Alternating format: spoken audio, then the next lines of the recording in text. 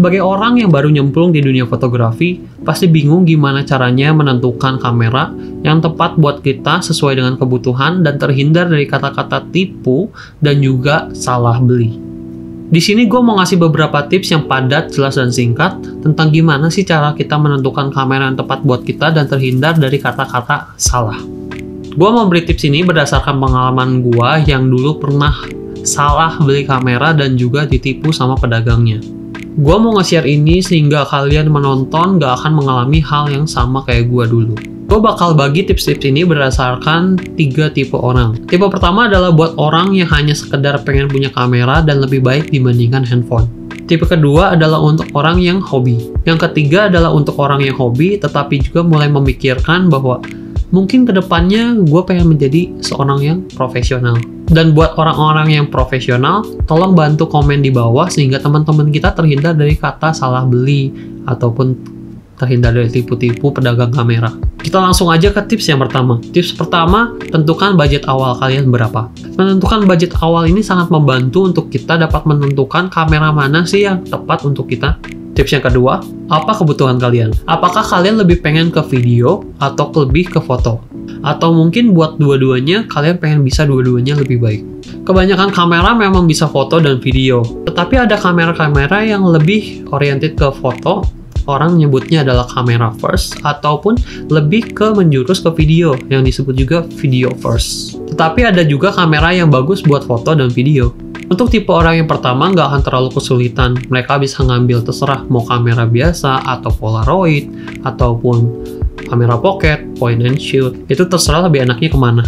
Untuk tipe orang yang kedua dan ketiga, khususnya dengan budget terbatas, kalian harus memikirkan benar-benar bahwa kalian lebih pengen ke foto atau ke video. Karena kamera dengan budget terbatas, itu tidak banyak untuk yang bisa foto dan video sama-sama bagusnya. Rekomenan kilat gua untuk orang-orang yang foto oriented, kalian bisa membeli Sony A7 Mark I, Mark II, Canon 5D Mark I, Mark II. Untuk Sony A7 Mark I dan Canon 5D Mark II, ini gue pernah ngeliat kisaran di 5 jutaan. Untuk Sony A7 Mark II dan mungkin 5D Mark III, ini sekitaran 10 juta. A7 Mark II gue lihat terakhir itu sekitar 9.700.000 dan kalau Canon 5D Mark III itu sekitar 12 juta atau 13 jutaan. Dan untuk orang-orang yang lebih video-centric, kalian bisa membeli GH4 ataupun GH5. Lumix GH4 dan GH5 ini memang sudah terkenal bahwa videonya ini memang bagus dengan budget terbatas. Untuk harga Lumix GH4, gue pernah lihat itu yang bekas sekitar harga 7 jutaan. Kalau GH5 memang harganya sekitar 20 juta, tapi ini benar-benar memang udah bagus banget buat video. Untuk yang foto oriented, gue lebih menyarankan untuk membeli yang full frame dibandingkan yang crop sensor. Kamera yang tadi gue sarankan adalah kamera yang full frame. Cara singkat, kamera full frame akan lebih mudah mendapatkan hasil yang bokeh-bokeh. Kemudian kalian bisa mendapatkan banyak jenis lensa-lensa yang bagus. Untuk yang lebih pengen ke video, gue tidak terlalu mempermasalahkan kalian pengen beli yang sensor yang full frame, micro four thirds atau crop sensor. Ini lebih terserah kalian sih, karena menurut gue sendiri juga nggak terlalu penting juga. Untuk orang-orang yang masih mau hybrid, bisa lebih foto dan video, tapi ingat, ini paling lebih bagus condong ke foto ataupun lebih condong ke video, tetap nggak balance banget. Itu saran gua, Canon M50 itu dengan harga 7 jutaan, Sony A6400 ataupun Canon M6 Mark II yang gua pakai.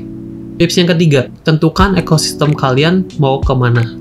Menentukan ekosistem ataupun merek ini sangat penting karena kalian ketika membeli suatu merek, itu artinya adalah kalian membeli suatu ekosistem di situ. Contoh singkatnya, ketika kalian menentukan ekosistem misalnya Sony, pada umumnya kalian nggak bisa beli lensa Canon untuk dimasukkan ke Sony. Begitu juga sebaliknya, kalian ketika menentukan ekosistemnya Canon, kalian belum tentu bisa memasukkan lensa Sony ke Canon. Oke, gue tahu ada yang namanya adapter. Tetapi menggunakan adapter dengan lintas ekosistem biasanya akan menurunkan suatu kualitas. Yang gue pernah dengar adalah menurunkan kecepatan autofocus. Gue sendiri belum pernah nyoba dan gue lebih stick.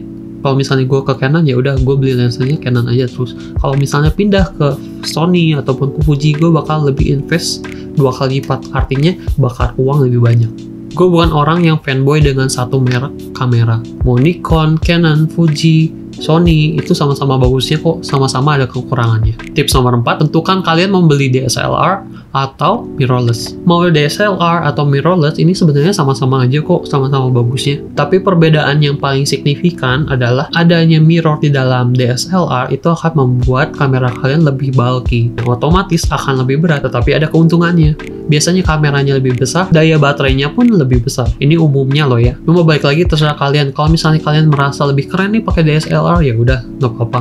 Atau gue lebih seneng yang compact aja, ya udah pakai mirrorless. Sebenarnya nggak ada masalah kok. Karena pada akhirnya untuk tipe orang yang kedua dan yang ketiga, jika kalian sudah membeli quality glass, lensanya bakal gede-gede juga kok. Tips yang nomor 5. Kalian tentukan ukuran kamera kalian yang mau dibeli itu mau besar atau kecil. Untuk tipe orang yang pertama, kalian harus menentukan kebutuhan kalian apa. Lebih pengen buat jalan-jalan kah? Atau cuma buat foto-foto di rumah? Foto-foto produk atau makanan yang sekedar ada, itu kan bakal menentukan ukuran kamera kalian pengennya lebih besar atau lebih kecil. Karena ketika gue traveling sendiri, bawa gimbal aja itu gue udah males banget. Apalagi bawa kamera yang besar dengan lensa-lensa yang besar. Tapi sebagai tipe orang yang kedua dan ketiga, kita lebih harus fleksibel. Tadi balik lagi, quality glass itu kebanyakan besar-besar dan berat-berat. Tips nomor 6, tentukan kalian mau membeli kamera yang baru atau yang second.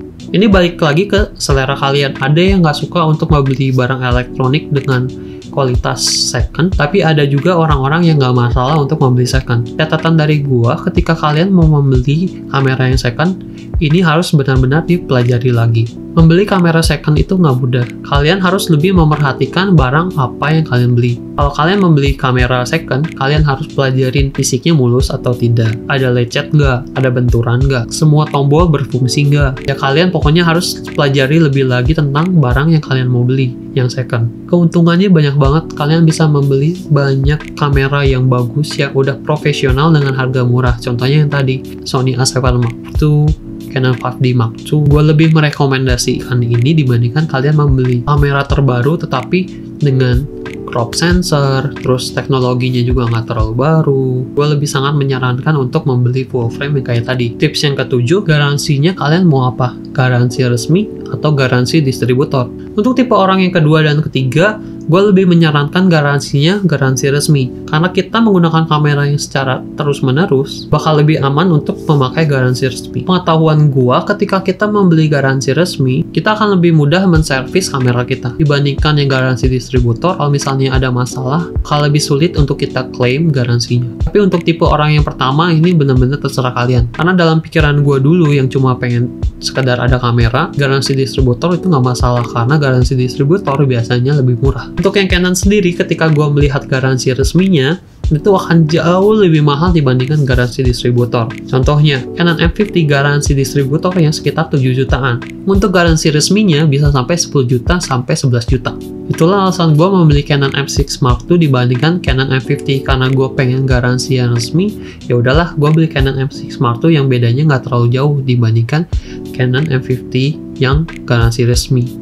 Tips ke-8, pelajari kembali kamera yang kalian sudah tentukan dari tips-tips yang udah gue berikan sebelumnya. Pelajari lagi kemampuan kamera, mount lensa kameranya, memory card yang digunakan. Contohnya untuk kamera-kamera yang lebih lama teknologinya, kalian nggak bisa asal untuk memasukkan memory card yang dibutuhkan. Kemudian cari lagi harga kamera kalian rentangnya itu dari berapa ke berapa. Oke, bonus tips dari gue adalah, ketika kalian ingin membeli kamera, jangan tergesa-gesa. Ini sih nggak akan cuma berlaku buat kamera, tapi berlaku untuk semua barang yang ingin kalian beli. Jangan tergesa-gesa. Pengalaman gue waktu itu sekitar tahun 2016, gue mau membeli suatu kamera, Canon M10. Yang footage-nya kalian bisa lihat di sini. Sebenarnya kameranya nggak masalah, harganya juga masih masuk di rentang. Tetapi ada satu hal yang gue nggak tahu. Toko itu menawarkan satu aksesoris yang harganya itu sekitar 500.000. Gue kasih tahu aja lah, itu filter lensa yang kayak gini nih. Gue dikasih tahu bahwa yang dengan harga filter lensa 500.000 ini dapat melindungi sensor kamu dari kerusakan sinar matahari. Yang gue dulu polosnya, gue beli tuh filter lensa. Harusnya gue bisa beli dengan harga 30 ribuan. Itu adalah salah satu pengalaman kena tipunya gue. Beli di suatu mall terkenal di Bandung yang banyak kasus penipuannya di sana. Sekian tips-tips tentang cara menentukan kamera yang tepat untuk kita. Semoga bermanfaat buat kalian semua. And see you in the next video. Bye.